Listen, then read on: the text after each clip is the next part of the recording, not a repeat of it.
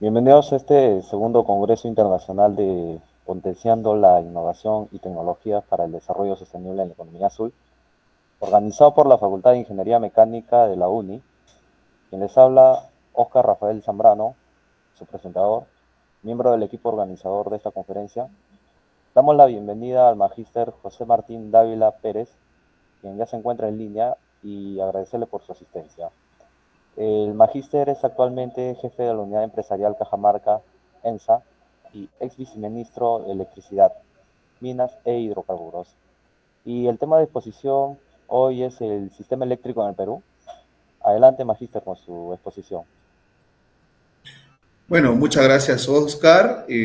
A través tuyo, mi saludo a todos los estudiantes de la Facultad de Ingeniería Mecánica de la Universidad Nacional de Ingeniería y un saludo por el 121º aniversario que están celebrando esta semana.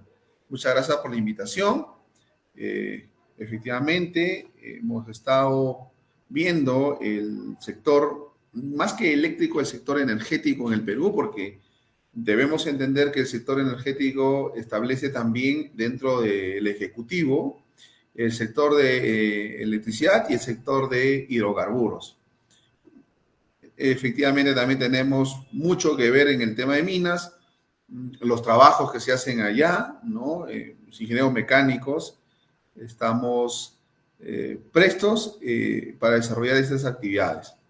Vamos a hacer una presentación, unas pequeñas fotos de visita, por ejemplo, en la central térmica en Calpa, en Lurín, y otra en la supervisión a la refinería Talara, que ustedes deben escuchar en los medios de comunicación cuál va a ser los destinos de Petroperú y con ella la refinería repotenciada, ¿no?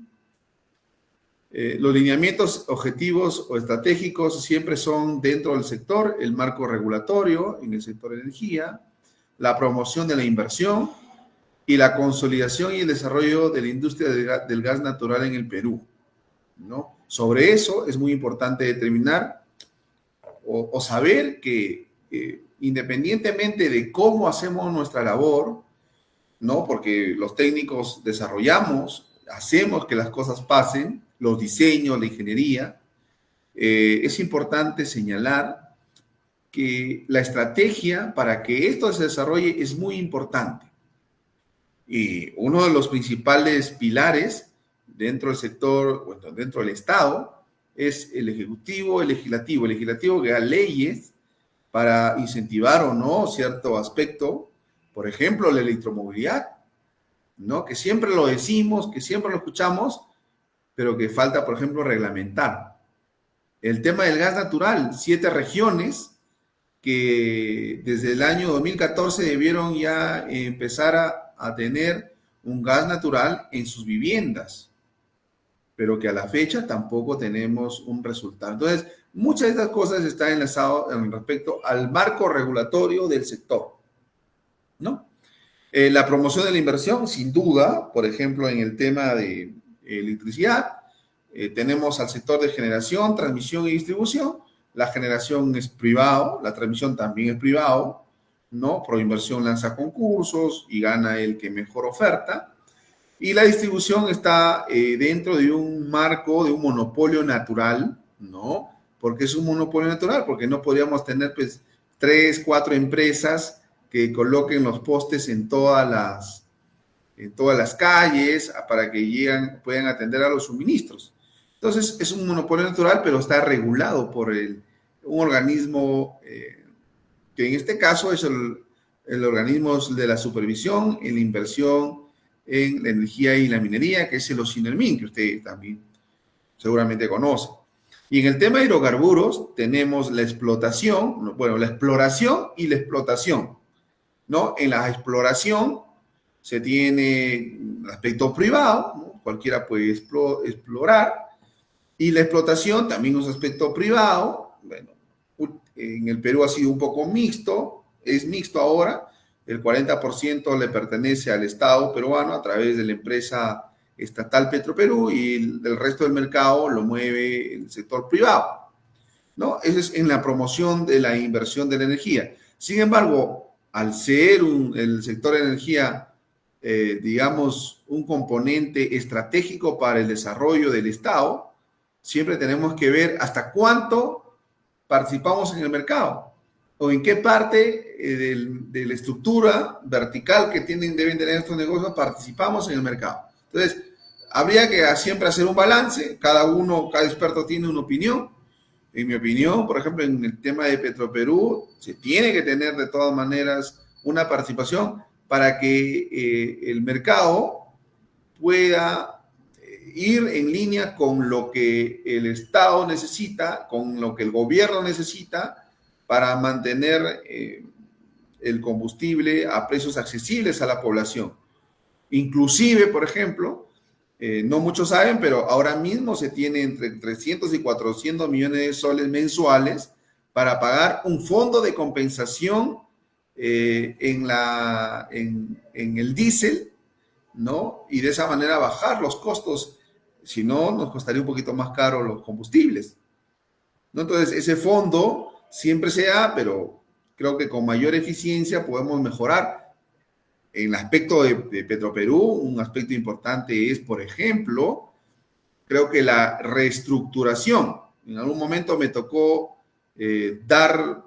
opinar, firmar como parte del accionariado de Petroperú 2.250 millones de dólares, pero que estaban sujetos a algunos componentes. Nuestro error creo que ha sido, o fue, encargarle al propio Petroperú que se reorganice. Creo que otra entidad debería entrar a reorganizar y ajustar y ser más eficiente, porque si la empresa está perdiendo, hay que ser eficiente, bajando los gastos corrientes, mejorando la productividad, etcétera, ¿no? Pero no olvidar que en el año 2014 empezamos con algo de 1.400 trabajadores, cuando la refinería era más pequeña. Ahora hemos invertido más de 6.200 millones de dólares para tener una refinería mejor. Sin embargo, tenemos 2.800 trabajadores. De cierta manera, habría que ser más eficiente y reestructurar, voy a decir, varios aspectos. Y en el tema de conciliación de desarrollo del gas natural, es necesario que la inversión que se hace en Lima, ¿no? Porque el Estado al final termina subsidiando o pagando los costos a través del FICE para que se haga la masificación del gas en Lima. Entonces, existe ahí una empresa que tiene su concesión, debe seguir ellos por su propia cuenta, y el Estado, en vez de dar estos fondos en Lima, debería ya repartir en las regiones, ¿no? Y les comento de que para el inversionista privado no era rentable poder poner instalaciones domiciliarias de gas en 7 regiones. Entonces, ahí tiene que participar el Estado a través de su rol subsidiario. Entonces, ahí hay un tema de... ciertos especialistas dicen que no debemos participar, otros dicen que sí, pero en todo caso tendríamos que tener un balance. Sin embargo, el gas no puede costar 60, 80, 90 soles en las regiones más alejadas, aún más todavía, ¿verdad? Cuando en Lima ese mismo porcentaje, ¿no? Esos 10 kilos de gas te cuestan 15 soles. En las regiones 60, 70, 80, no es proporcional. Entonces, entiendo que en el legislativo se está viendo ahora una nivelación de costos, con eso genera un fondo para poder atender esta demanda de las 7 regiones. Como lineamiento también está el refortalecimiento institucional de las agencias gubernamentales en el sector de energía. O sea, hay que fortalecer las instituciones en vez de dinamitarlas, en vez de disminuir su control, por ejemplo, ¿no? Para eso está la UEFA, el OCINELMIN, está el mismo Indecopi, que también participa en el sector. El incremento de las inversiones mineras es muy importante porque con eso crecemos. Vamos a ver más adelante que tenemos mucha potencia de energía, pero no la usamos toda. Entonces, el sector minero incrementa, siempre y cuando sea a través, pues, de tecnología, siempre y cuando sea a través de un enfoque también social favorable para la población, ¿no? Entonces, vuelvo a decir, tiene que haber cierto balance para poder hacer las inversiones, ¿no? Porque todos sabemos y tenemos claro que sin inversión no existe un crecimiento, tanto de diferentes tipos de familias que tenemos en el Perú. Y explotación y yacimiento de litio, ahora mismo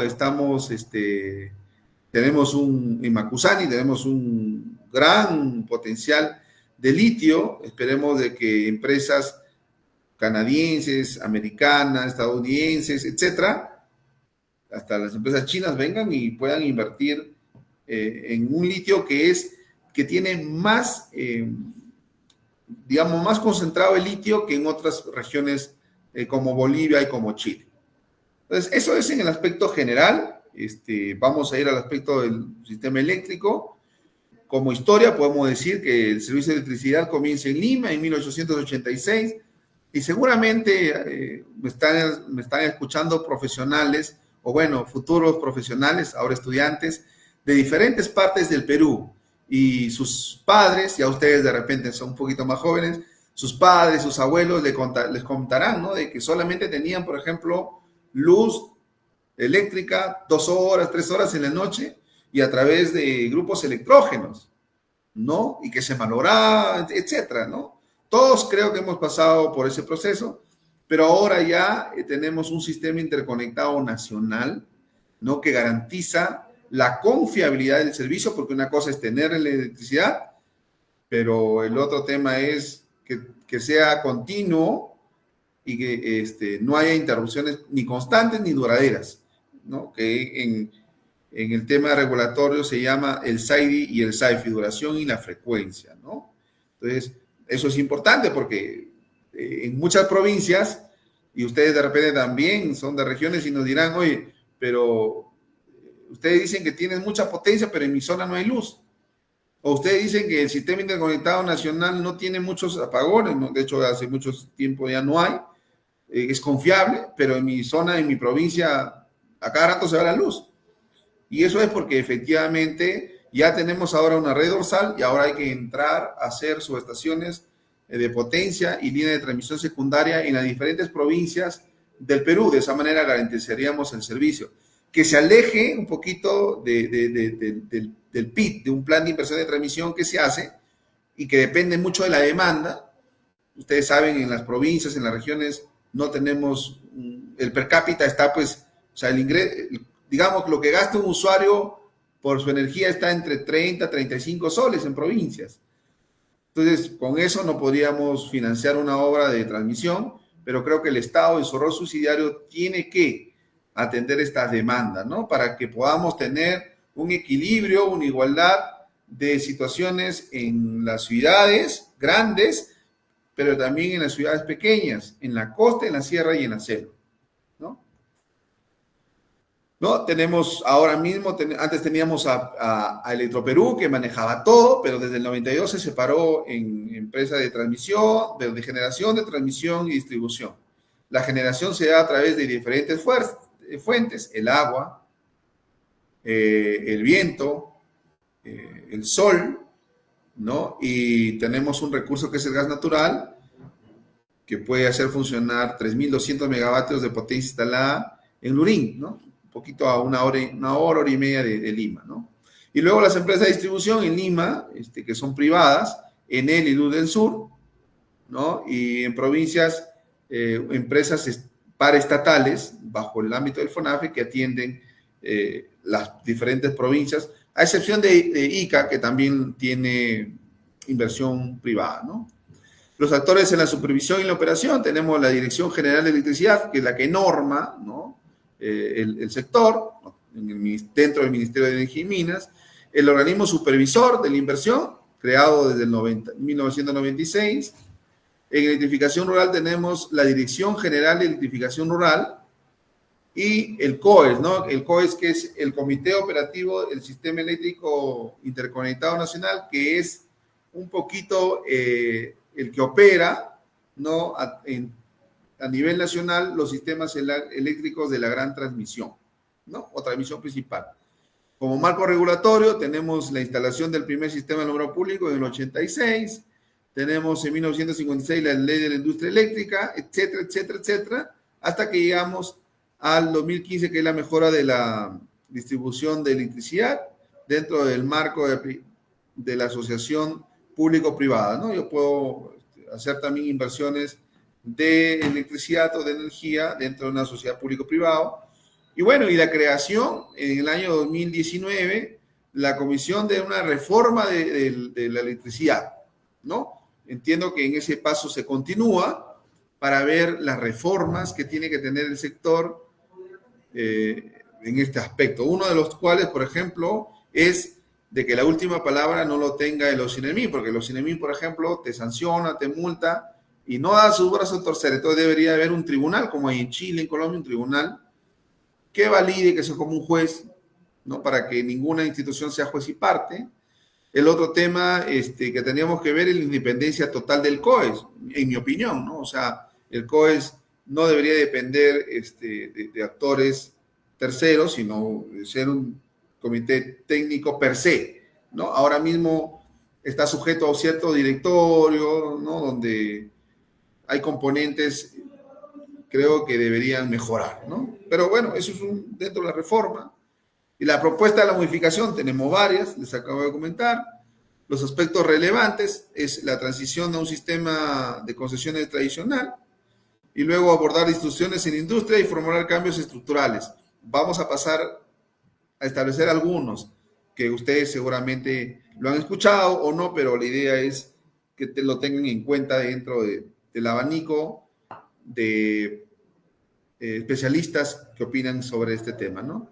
Las reglas de la primera generación, la ley de concesiones eléctricas y su reglamento. No me voy a demorar mucho en esto, porque tengo solamente media hora. La ley de generación eficiente, su reglamentación, etcétera, ¿no? Y luego el decreto que establecía los costos marginales idealizados que calculaban bajo el supuesto de que no hay congestión. De hecho, lo hay, ¿no? Al menos entre el centro y el sur. Impulso de los recursos energéticos renovables, que desde el decreto legislativo 1002 entró, digamos, a intervenir la generación renovable, eólico y solar, pero a través de una subasta, ¿no? El Estado peruano lo que quiso hacer un poquito acá es que empresas privadas tengan un mercado primero garantizado, o sea, ellos generan y tienen que entrar primeros, un poquito es esa la intención de este decreto legislativo, pero que también creaba incentivos. Entonces, ahí un poquito comentarles de que hubieron 4 subastas, manejamos 5% de la energía total del Perú actualmente con energías renovables. Sin embargo, muchos escuchan energía renovable y dicen, oye, la energía renovable es buena, ¿no? Y yo también comparto eso, hay que incentivar, pero creo yo dentro del margen del mercado. O sea, que el mercado sea el que atienda, ¿no? O sea, el inversionista privado viene y sea el que toma su riesgo, así como tú o como yo, que ponemos un negocio y a veces no va bien, a veces no va mal, o sea, el riesgo, ¿no? Con los subsidios, perdón, o con la subasta, lo que hace es garantizar y pagar, digamos, la inversión, ¿no? Darle un incentivo a la inversión, que vuelvo a decir, no es mala, pero que a veces va contra la tarifa, porque al final esas inversiones, quien lo termina pagando es el usuario final. Entonces, ahora mismo entre un 8 y un 10%, o sea, de cada 100 soles, entre 8 y 10 soles se van para pagar esta subasta que se dio hace tiempo. Entonces, cuando me ha tocado estar, y yo lo que he indicado era de que podamos tener más energía renovable, pero con el riesgo del inversionista, ¿no? Porque de esa manera el usuario final no termina pagando eventualmente el riesgo que tome un inversionista, ¿no? Cuando gano, pero cuando pierdo paga la tarifa, un poquito esto, ¿no? Ahí hay discusión, mucha discusión sobre varios especialistas, pero la realidad es esa, en los hechos es eso. La subasta lo que ha permitido es tener una incorporación de energía renovable que es muy bueno, pero también los pagos han ido siendo asumidos por el usuario final, la bodeguita, la ama de casa, el ambulante, todos, ¿no? Bueno, energía solar, en octubre de 2020, gracias al avance de tecnología, bueno, se inauguró la central solar Atalaya, ¿no? Ucayali, con 650 kilovatios hora. Es un poquito las inversiones que han hecho ahí, por ejemplo, ha hecho el gobierno regional. Energía eólica, biomasa, tenemos biomasa, por ejemplo, en Ventanilla, en el Callao, ¿no? Mira, 1.2 megas. Tenemos en Guaycolor 1.6, y mucho de eso es a través de unidades de generación que sean, bueno, con el metano que se produce, pero que lo producen los desechos inorgánicos u orgánicos de la basura, ¿no? La basura va y podemos tener una generación de esa naturaleza. ¿No? Tenemos parque eólico, tenemos un biodiesel, tenemos un planta solar y tenemos también, miren, acá en Cajamarca, donde yo opero, ¿no? Tenemos la concesión de distribución, está el parque eólico Dunas Huambo, ¿no? En las mejoras en la regulación, ¿sí? En el smart grid de la electricidad, ¿no? Como gran futuro, todo tiene que estar conectado, ¿no? Desde la generación, con energía renovable, desde un centro de control a distancia para evitar accidentes, ¿no? Ustedes saben que en el control y automatización existen 3 niveles. El último nivel al que hay que ir es ir a implementar de manera directa con los equipos, porque una explosión, por ejemplo, de una subestación de potencia puede causar accidentes y muertes. Entonces, el sistema de control debe ser siempre remoto, desde una sala lejana, o luego desde una sala de control, pero en el mismo patio de llaves, pero también que esté lejano a una afectación o un incendio, una explosión. Y luego, por ejemplo, el tema de energía eléctrica o electrificada para vehículos, ¿no? Acá en el Perú ya tenemos vehículos, un problema es los centros de carga, el tiempo de duración. Deben saber que existen 3 tipos de vehículos en el Perú eléctricos, ¿no? El primero, que es el vehículo híbrido, de diferente marca, híbrido, que usa gasolina, pero conforme va recorriendo, se va cargando y tiene cierta autonomía, ¿no? El híbrido. Luego hay uno recargable, o sea, híbrido recargable. Yo también, o sea, llego a mi casa, lo instalo en mi casa, 8 o 10 horas, y ya recargué, entonces puedo recargarlo, ¿no? Y el otro sí, 100% eléctrico, ¿no? Que uno de los problemas, inconvenientes que se tiene es la autonomía, ¿no? O sea, yo quiero tener una larga ruta para Lima, por ejemplo, dentro de la ciudad, fenomenal. Pero a una larga ruta tengo problemas de autonomía, primero, que está mejorándose. Estamos ahora sobre los 700 kilómetros ya. El otro problema es las recargas, ¿dónde lo recargo? Y el tiempo, ¿no? 20 minutos, media hora, 1 hora para recargar. Ahora, ¿cuántas electrolineras existen? De repente, justo ese día que yo salí de vacaciones hay 10 vehículos y solamente hay 2. Me espero 5 horas para cargar. Entonces, son temas de esa naturaleza las que impiden un poquito el crecimiento en regiones o en las mismas ciudades importantes, ¿no? También tenemos lo que ustedes pueden escuchar como la energía del hidrógeno, ¿no? El hidrógeno verde, ¿no? Que también, no sé si ustedes saben, pero hay vehículos con hidrógeno, ¿no? En Brasil se venden vehículos con hidrógeno. En el Perú solamente lo han traído en algún momento Toyota, lo trajo para mostrar. Hemos probado una potencia increíble, ¿no? El vehículo eléctrico también, muchos dicen que no desarrolla más rápido que un vehículo a combustión interna, o diésel o gas, o gasolina, y tiene un torque mayor, o sea, tiene más fuerza incluso, ¿eh? Así que por eso a veces el tema cultural nos orilla a que ese vehículo, o sea, se puede quedar, no es débil, no sube una cuesta, una subida, ¿no? Una pendiente, sí lo puede hacer. Y luego la comunicación, ¿no? Ahora todo el mundo puede pagar su recibo por Yape, Plin, etcétera, ¿no? Hay medidores inteligentes que ahora puedes tú en línea ver cuál es el consumo, si tú no estás, si alguien está consumiendo, hay que preocuparse, de repente no, etcétera. ¿Qué puntos deben ser abordados en la reforma eléctrica? Miren, asegurar la confiabilidad del sistema interconectado, ¿no? O sea, hay que tener fuerte el sistema para que no colapse, desarrollar un plan de transmisión en un solo organismo, ¿no? O sea, ¿por qué se dice eso? Porque al final la opinión es del COE, la opinión es de los INERMIN, la opinión es del MINEN. No, un organismo nada más para disminuir tiempos. Porque al final, cuando se presenta un plan, al final termina el OSINERMIN, el COES y el Ministerio de Legislación diciendo lo mismo. Pero hemos perdido 2 años. Y con eso, el desarrollo de la industria en las regiones, ¿no? O sea, eso hay que ver. Mejorar la regulación en la distribución, contemplar participación de recursos energéticos renovables y no renovables. Ojo, energéticos renovables y no renovables, porque mucha gente o muchos especialistas indican de que la energía hidráulica, por ejemplo, no es renovable. Y yo creo que la energía renovable, la energía hidráulica es renovable. Y tenemos mucha energía hidráulica, el 60% del volumen en el Perú, y cuyo costo marginal es $6 respecto al uno de 60, 40, $50 de solar eólica, ¿no? Que al final afectan al usuario. Bueno, hemos estado en varios foros, tenemos que tener la desconcentración o el cambio de operación centralizada, la digitalización.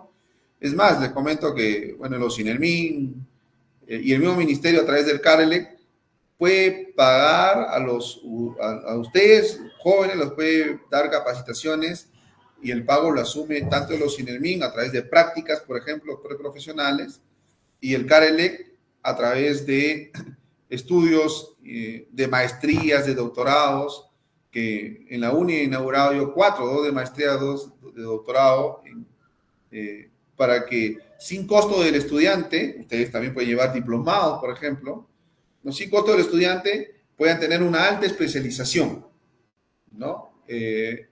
Por ejemplo, en Arequipa, un vehículo de combustión interna lo pasamos a eléctrico.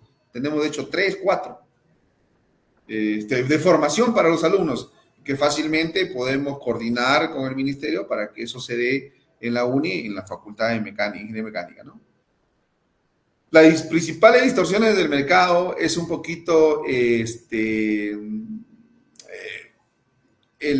tema tarifario, ¿no? Tenemos costos marginales de $9, de $10, ya de $15 en el precio spot, pero que al usuario final le termina costando $84, $70, ¿no? Entonces, porque se hacen los contratos a 4 años, etcétera. Entonces, ahí hay que ver ese mercado. ¿Por qué?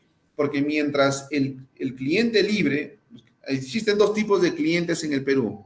Más adelante lo vamos a ver con más detalle, pero son los libres y los regulados. Los libres son aquellos que tienen una potencia de consumo mayor a 200 kilowatts y los regulados son todos los demás, ¿no? En el Perú tenemos 3.000 clientes libres y tenemos 8.4 millones de usuarios regulados. El problema es que el libre puede contratar directamente con el generador y su costo estar en la mitad del costo del regulado. Si el recurso es de todos los peruanos, el gas, el hidráulico, etcétera, debería de haber cierta proporción. O sea, el mayorista debe comprar menos, lógicamente, pero en un 10 o 15% menos, no el 100% menos, ¿no? Porque eso al final termina afectando, vuelvo a decir, a ellos mismos, porque cuando el mercado no tiene el incentivo para mayor inversión, ¿no? Por ejemplo, en una crisis de agua, ¿no? Ante un estiaje, recién lo hemos tenido, el año pasado, hace 8 meses lo tuvimos, no llovía, entonces tuvieron que prender plantas diésel. Y con eso se subió a 180, a $200 el megavatio hora, ¿no? Cosa que al final puede hacer quebrar a las industrias, ¿no? Sin embargo, creo que con un poquito, o sea, si yo no pago $30 y pago 40, tengo $10, lo ponemos a un fondo. Si el regulador está pagando $64, tú de 30 pagas 40. Pero eso se coloca en un fondo para colocar centrales, hacer líneas que no le cueste al usuario final, o sea, que no le cueste al usuario regulado, ¿no? Entonces, ¿no? Porque últimamente ustedes ven siempre que los precios del recibo de luz siempre está al alza.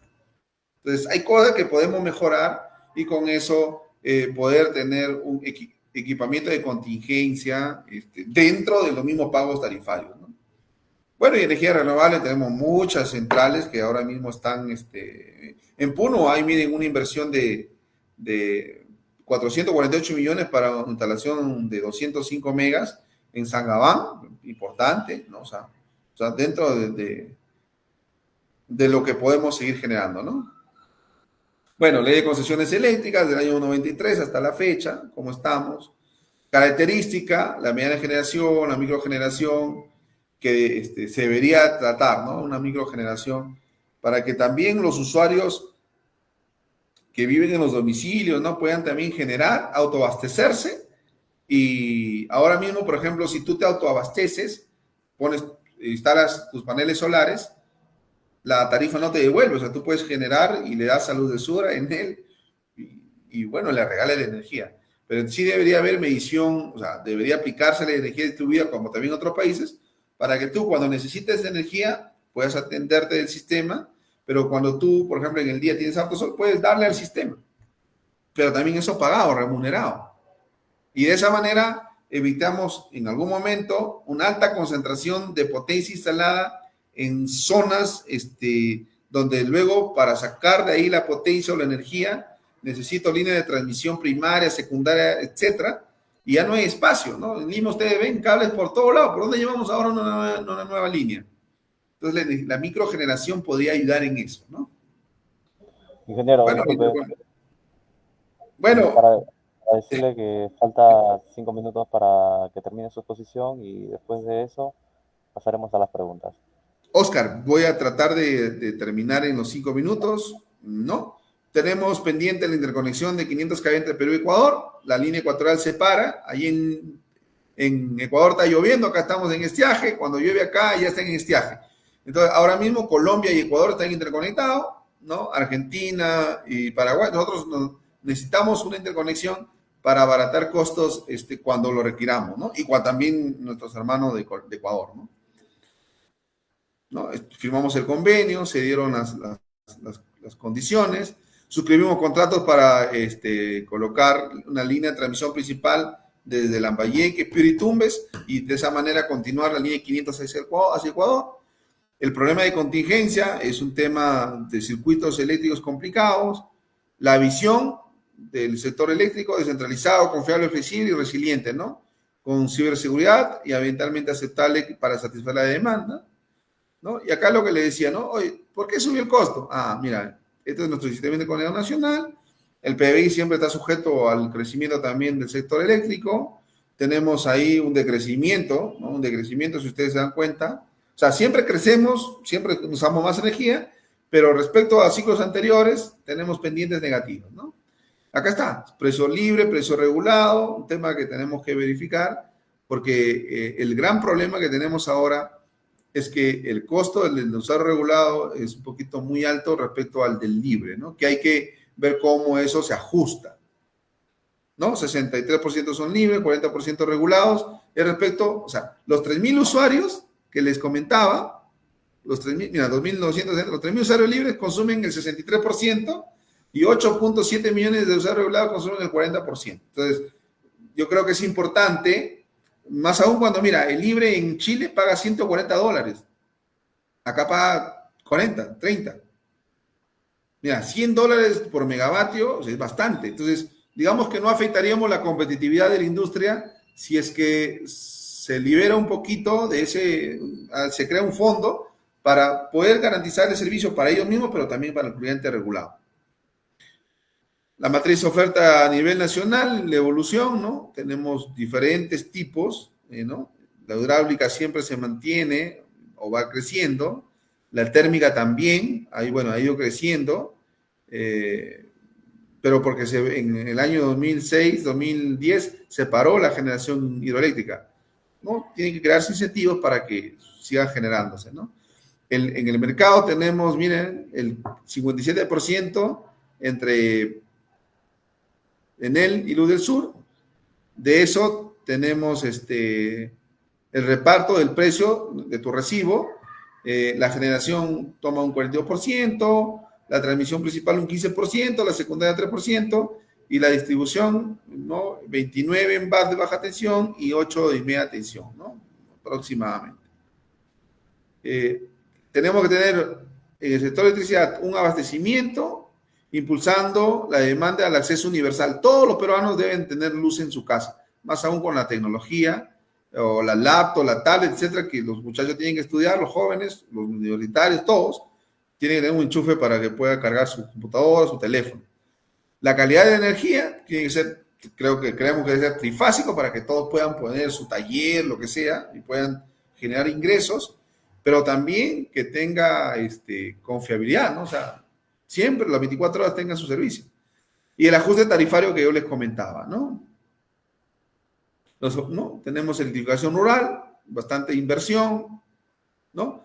Teníamos al 2017 65%, al 2023 un 85% y la meta, según los análisis que ha hecho el ministerio hace un mes, es que lleguemos al 96% en 2026, inversiones que se están haciendo en electrificación, etcétera, ¿no? Centrales que se están invirtiendo, o sea, sí existe ahora mismo inversiones que se van llevando, proyectos en plan de transmisión que se adjudicarán en este año. Miren, hay 15 proyectos dentro del más importante, con 115 millones de dólares. El hub de Poroma, primera etapa entre Poroma y Colectora, y de San José, repartición de Arequipa, ¿no?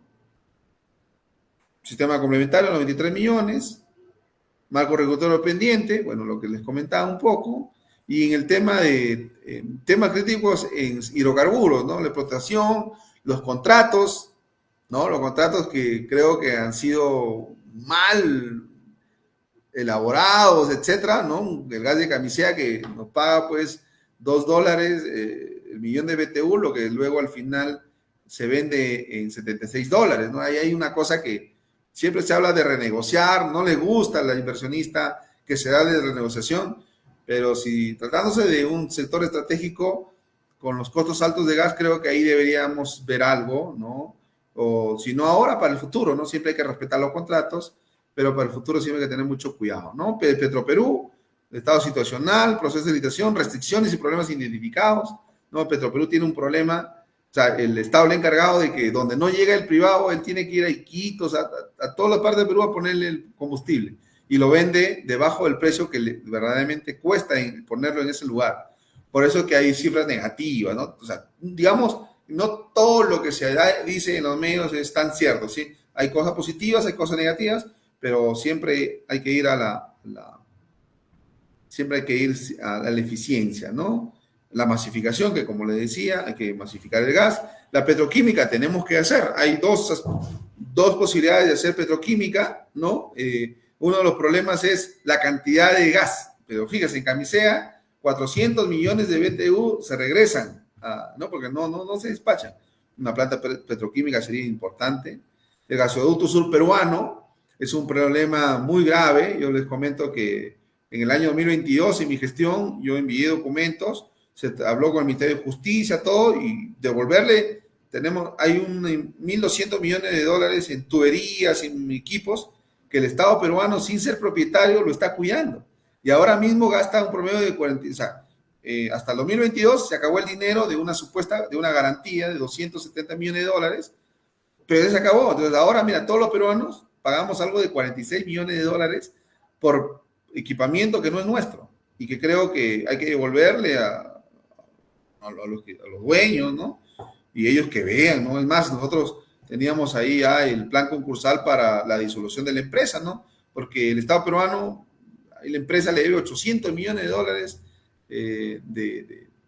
bueno, 800 millones de soles, entre multas, sanciones, o sea, impuestos, etcétera, que tiene que cobrar, que tendría que cobrar, ¿no? Pero que hasta la fecha he visto que no se hace. Es un tema pendiente ahí, muy peligroso, porque estamos gastando 46 millones de dólares en cuidando infraestructura que no es nuestra, en vez de hacer colegios, escuelas, etcétera. Aumento a los profesores, mayor cantidad de raciones para los comedores universitarios, etcétera, ¿no?